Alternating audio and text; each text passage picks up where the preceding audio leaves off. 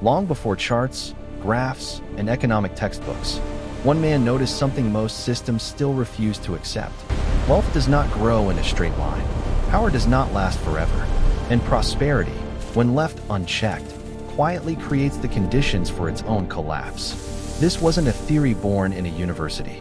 It was a pattern observed in real life by someone who watched empires rise, peak, and decay from the inside.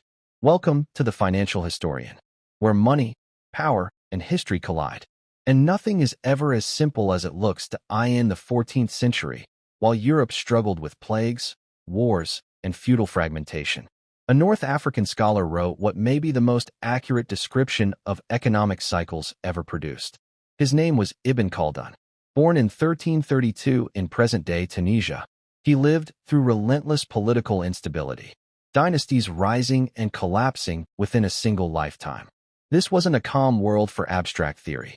It was chaos, and that chaos became his laboratory. Ibn Khaldun was not a detached academic.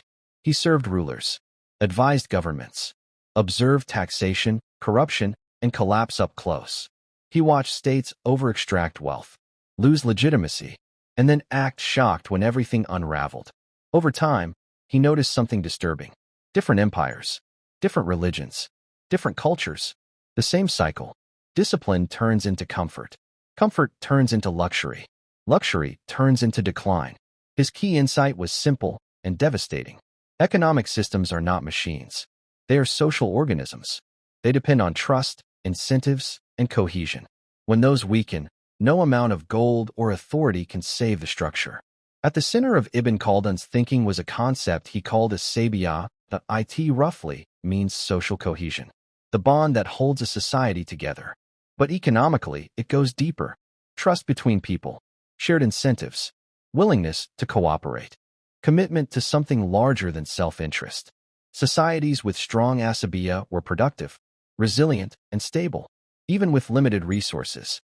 Wealth followed because cooperation came first. But success changes behavior. As wealth accumulates, elites distance themselves from production. Power becomes inherited instead of earned. Bureaucracy expands. Discipline softens. This wasn't a moral lecture. Ibn Khaldun wasn't blaming individuals. He was describing incentives. When survival fades, urgency fades. Innovation slows.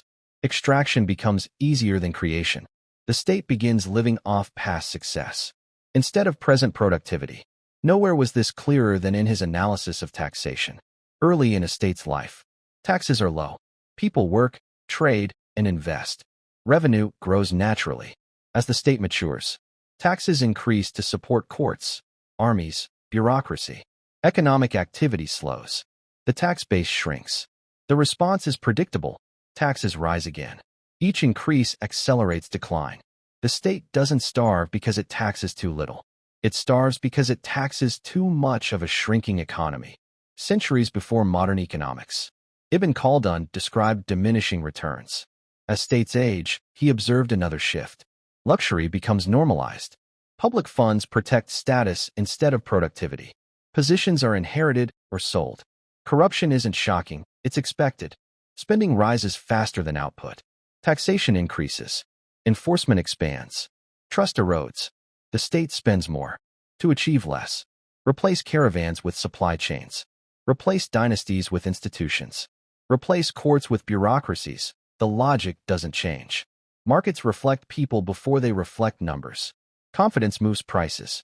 Incentives drive productivity. Decline doesn't begin with collapse.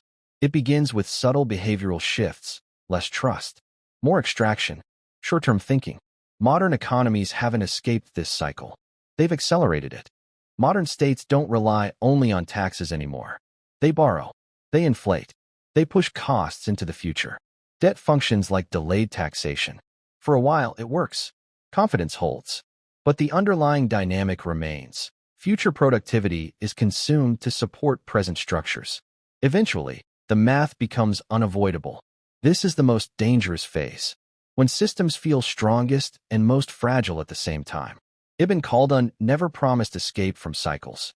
His message was more unsettling. Decline is not a failure of intelligence. It is a consequence of success. The same forces that build prosperity, eventually undermine the conditions that made it possible. Understanding this doesn't grant control, but it removes illusion.